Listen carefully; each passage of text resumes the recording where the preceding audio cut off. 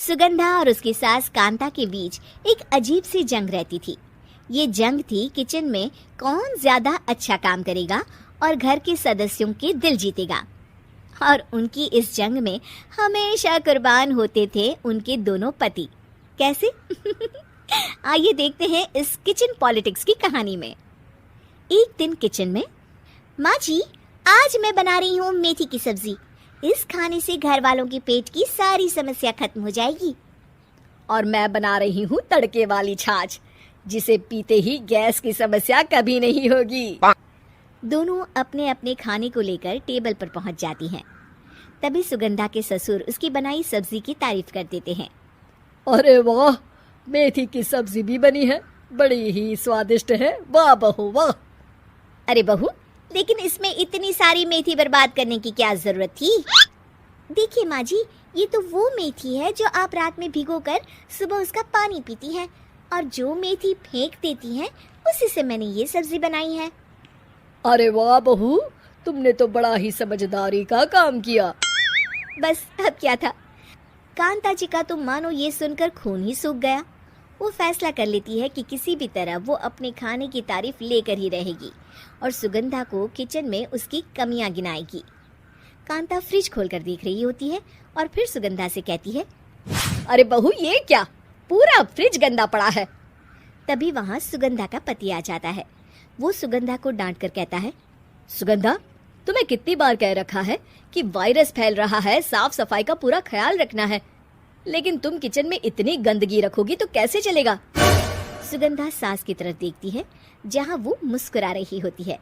सुगंधा समझ जाती है कि सास ने उससे बदला लेने के लिए ये सब किया है। दोनों रात के खाने की तैयारी में लग जाती हैं। दोनों ना एक दूसरे की तरफ देखती हैं और ना ही एक दूसरे से बातें करती हैं। रात को खाने की टेबल पर एक एक कर दोनों कई तरह के अलग अलग व्यंजन टेबल पर लगा देती हैं और अपने अपने पति के पास जाकर खड़ी हो जाती हैं। अरे खाइए जी खाइए, मैंने बड़ी मेहनत से बनाया है। प्लेट में वो खाना डालती हैं। सुगंधा भी दोनों की प्लेट में खाना डालते हुए कहती है, बड़ी ही मेहनत लगी है इस खाने को बनाने में। हाँ, दोनों को ना चाहते हुए भी सारा खाना खाना पड़ता है। कहीं दही तो कहीं मलाई तो कहीं मसाला। और इन सब के बाद दोनों बड़ी ही मुश्किल से अपने कमरे में सोने जाते हैं। लेकिन अगली सुबह सुगंधा का पति चिल्ला रहा होता है, हाय रे, हाय मेरा तो पेट खराब हो गया।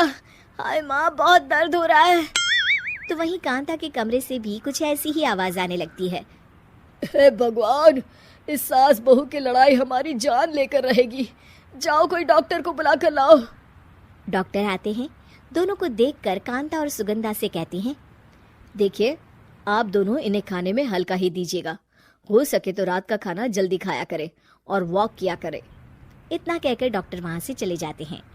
जिसके बाद एक बार फिर से दोनों बहुएं किचन में जाती हैं और खाना बनाने में लग जाती हैं। रात में खाने के टेबल पर दोनों एक बार फिर से खाना लगाने लगती है।